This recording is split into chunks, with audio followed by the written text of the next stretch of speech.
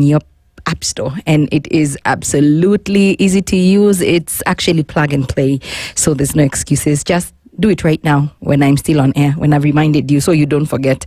With age comes a lot of memory loss, and I'm guilty as charged if that's what we're discussing. But that's not it. Our conversation, you've decided today I'm going to be reminded that deep inside I'm a lover girl. So if you're team lover girl or lover boy, that simply is just a catchphrase. And, you know, lately you see all these buzzwords being used and you're like trying to be part of the conversation, but you really fully don't understand what they're all about. So that's just only to say that you love, like you're from the light side, you like love, you know, you still believe in love, you're actively involved in love. Oh my goodness. So, we asked you a question, or rather I asked you a question. How do you know when to stay and fight or let go of a relationship? So this is, I know, different folks, different strokes, but there's some things that we all have in common, right? So this conversation has nothing to do with how long you've been together for, but what's left to fight for. So you guys could have been together for 30 years. You know, the old school, like our parents. Let me tell you something about that generation. And I'm talking to you, Gen Xers. You just, and boomers too. Yes. You just sometimes look at people and they couldn't be worsely matched. You're like, what? That's a green sock and a white sock. There's no way in hell this was ever going to work. But because of the duration they've been together for, it feels so familiar. Nothing else will cut it because they didn't like to rock the boat. You're just like, we've bought property together. We have children. They're big. Who wants to start divorcing after you've been together for 40 years old? For 40 years, sorry. So we're just going to stay, and many of them are living together like brothers and sisters. And I'm like, I really hope that my generation, millennials, I hope we know better. And when I look around and I look at my peers, I see them. Sometimes it feels like we're glorifying divorce and separation, but it's good to know when it's not going anywhere. And early enough when your children are still young, before you have before you even tie the knot and, you know, go through the nuptials. So you save yourself all the trouble. But sometimes you're smack in the middle of it and then you're like, where? Take 2, take 7. Say what? Like, this is never going to work. But if you do decide you want to stay and fight, some things have to be very clear.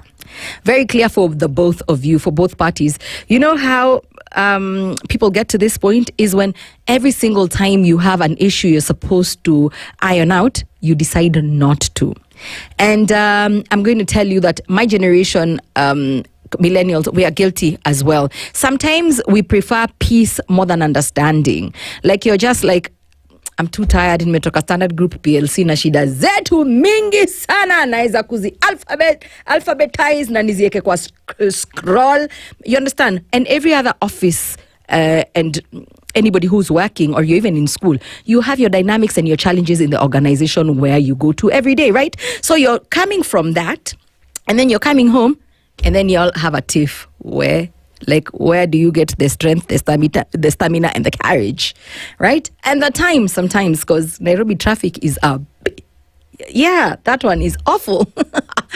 So you just would rather have peace, but I'm like, peace at what cost?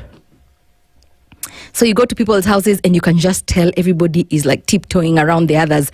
Have you ever been to that house where it's so peaceful, but you know these people don't like each other at all? You can enter the house and you're like, Mr. and Mrs. Peace. We can see you from far. You with your little machi Ankara cute outfit. Bull. And I'm calling it bull. Because sometimes peace is not what you need. You need to deep dive into those hard conversations, if at all you want to stay together. Right? So you have to make two choices. You're going to decide if you both, because you must both want to stay and do the hard work, because it is hard work to keep a relationship. Let's not talk about perfection, because ain't nothing like a perfect relationship on this planet. Period. And I've said it. You guys were... Let me quote our former deputy president when he was speaking to Dennis Aseto. He said, two big adults, they are all be born in their own different, you've all come from different homes. Your upbringing is different. So, of course, you're going to have differences in opinions. You're going to have miscommunication a lot of times, many times. And, you have to have honest conversation. And an honest conversation is not about who is right, because even in marriages and in serious relationships, many times you're competitive, Mbaka, you want to keep score. You're just like this. Edwin, 1, Yolanda, 0. You're in the bathroom, you're saying, aka kamama nimekaonyesha, leo nimekaambia. 1-0. Did you, even when you're practicing comebacks in your head like a bloody loony, you're practicing your comebacks in your head. This is your spouse. This is a person you're in a relationship with. It is not a competition about who's right, how many times they're right. And, damn it.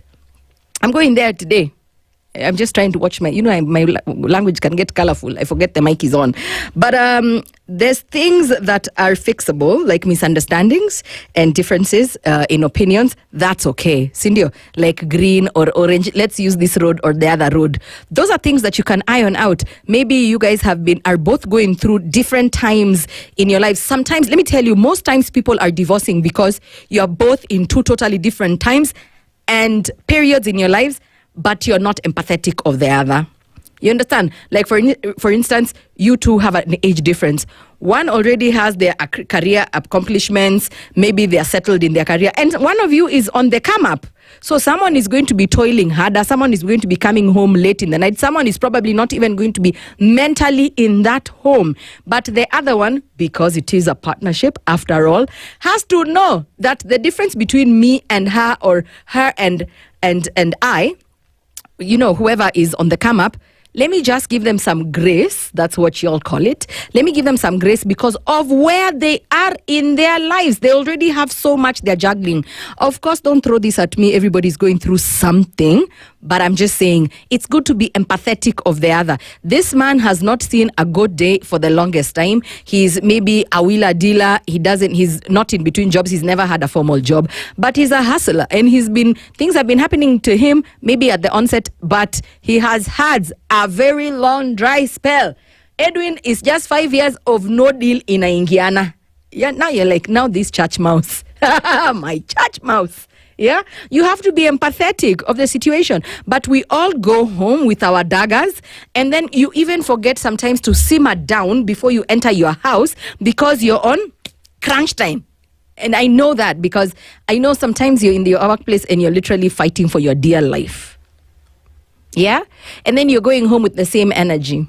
And then you're meeting people who are like, you Terminator, Yokozuna, Steven Seagal, umeingia, you've come, you're mad as hell, you're fully charged. And everybody's in the house, they're just zen, they're probably, ding, they're just there, they've showered, they smell like today, you've come, you're smelling like the toxicity in your office, umeingia. But so you need to know that there's things that are fixable. But then there's the things that are not. Disrespect is one of the things that is not fixable. And betrayal. If you've been chat on, if somebody has cheated on you, say what you wanna. That's unfixable in my books. Oh, small fidelity, Yolanda. Yes. That is betrayal. Betrayal is really hard to get over. So those are one of the things I feel like then you need a professional, not to listen to your favorite radio presenter. I don't have the tools to help you all with that. Betrayal, like cheating, someone is hiding a secret account, somebody has things that are theirs only, they don't share with you, but you understand. That's very different. But there's the small little things that I keep calling them teething problems, no matter how long you guys have been together for. So those ones are good. But I want to hear from you because this is very important. So I want you to tell me, how do you know when to leave or whether you should stay and fight in a relationship? I really want to hear from you at SpiceFM KE on Facebook, Instagram, and Twitter. But kama unachapwa, please enda. There's no fixing that. there's the things I always say that I will always remind you. If you're being abused emotionally, sexually, don't come and tell me they're married. There's no sexual abuse. There is within the confines of marriage still. So what if you're being abused physically, emotionally, financially? Hit the road, Jack. Just please leave. I don't care how much you love her. Oh my God, have you seen the bird? Please just leave her alone or him alone. But everything else is workable. And I'm just leaving terms and conditions apply because I don't know everyone's situation. But I want to hear from you. How do you know when to stay and fight or let go of a relationship? At SpiceFM KE on Facebook, Instagram, and Twitter. And of course, guys, you have talked your ear off. You can also call me 0719012600 or hit me up on the short code 40127.